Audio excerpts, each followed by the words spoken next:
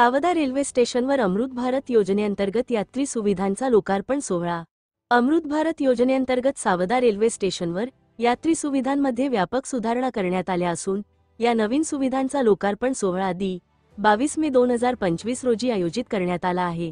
या योजनेअंतर्गत स्टेशनवर प्लॅटफॉर्म, साइन बोर्ड, पार्किंग सुविधा, महिला व दिव्यांगांसाठी स्वतंत्र शौचालय, वेटिंग हॉल, थंड पिण्याच्या पाण्याची व्यवस्था, कोच इंडिकेटर, कमर्शियल ऑफिस आणि मालधक्का यासारख्या सुविधांचा समावेश आहे। या सुधारणांमुळे यापूर्वीपेक्षा अधिक प्रवाशांना आधुनिक आणि सुविधाजनक सेवांचा लाभ घेता येणार आहे।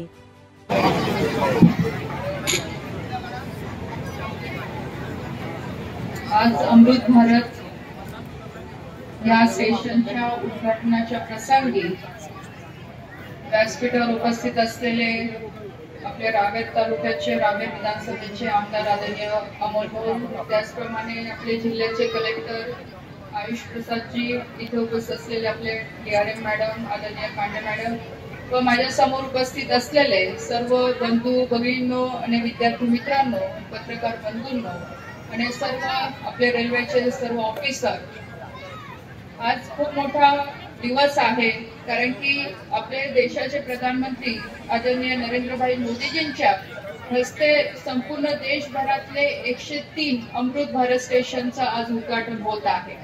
आणि आनंदाची गोष्ट अशी आहे की आपल्या रावेर मतदारसंघातले 4 स्टेशनचं उद्घाटन आज ऑनलाईनच्या माध्यमातून होणार आहे।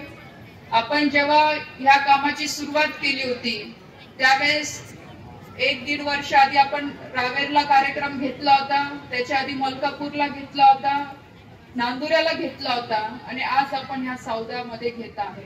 आणि जवळपास 4 स्टेशन आपल्या रावेर लोकसभामधले हे अमृत भारत योजनेमध्ये पूर्ण होताना आज आपल्याला सगळ्यांना बघायला मिळत आहे। जसं इथे आयुष प्रसादजी असतील किंवा पांडे मॅडम असतील, यांनी सांगितलं की जो संकल्प आदरणीय आपल्या देशाचे प्रधानमंत्री नरेंद्रभाई मोदीजींनी घेतलेला आहे की 2047 पर्यंत आपल्याला आपला देश हा विकसित बनवायचा आहे आणि त्यासाठी देशातला प्रत्येक विभाग किंवा प्रत्येक गाव असेल, प्रत्येक जिल्हा असेल, प्रत्येक राज्य असेल, याला विकासाला गती देण्यासाठी या सगळ्या योजनेमधनं आपल्याला कामं पूर्ण करायची आहे।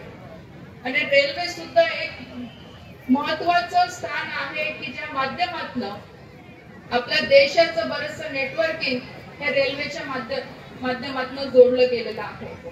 म्हणून आज रेल्वेलाही तेवढंच महत्त्व केंद्र सरकारच्या माध्यमातून दिलं जात आहे आणि देशातले छोट्यातले छोटे स्टेशन हे कसे विकसित होतील किंवा तिथला कसा विकास होईल या अनुषंगाने रेल्वे विभागाकडून पूर्ण काळजी घेतली जाते आणि आज आपल्याला बघायला सुद्धा मिळत आहे।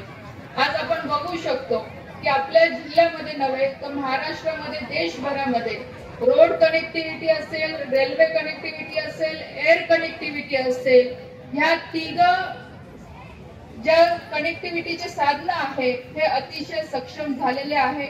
आज आपण हायवेने गेलो तर आपला आज वेळ वाचतोय, डिझेल पेट्रोल वाचतंय आणि आज त्याच्यामुळे कितीतरी लोकांना त्याचा व्यवसायाच्या माध्यमातून फायदा सुद्धा होतो। तसंच रेल्वेचं सुद्धा झालेलं आहे, जी कधी अपेक्षा लोकांना नव्हती की छोट्या छोट्या जिल्ह्यांमध्ये पण एअरपोर्ट तयार होतील, पण आज ते झालेलं आहे आणि तिथे विमान सेवा सुद्धा सुरू झालेली आहे की जे सर्वसामान्य जनतेसाठी आज विमानाचा प्रवास सुद्धा हा कमी दरामध्ये आज उपलब्ध करण्यात आलेला आहे।